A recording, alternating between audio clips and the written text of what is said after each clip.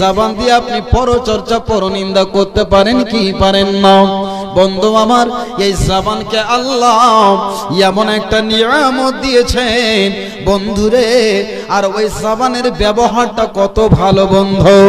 চার যেই বিষয়ে আপনাদের সামনে আলোচনা করতে গেলে বুঝতে পারবেন এই জবানটা এমন একটা মারাত্মক জিনিস, এর জন্য কতগুলো মানুষ হাসরের মাঠে জাহান্নামে চলে যাবে, আর এই জবানের জন্য, এই জিহ্বার জন্য কেউ জান্নাতের অগ্রাধিকার হবে। ভাইজান, বন্ধু আমার, হে আমার মা বোনেরা রে, শুনি না, যারা নিজের জবানকে কন্ট্রোল করতে পারে না, যারা নিজের জবানে লাগাম লাগাতে পারে না, আপনি জেনে নেবেন বন্ধু, আপনার জন্য জাহান্নাম ওয়াজিব হয়ে গেছে।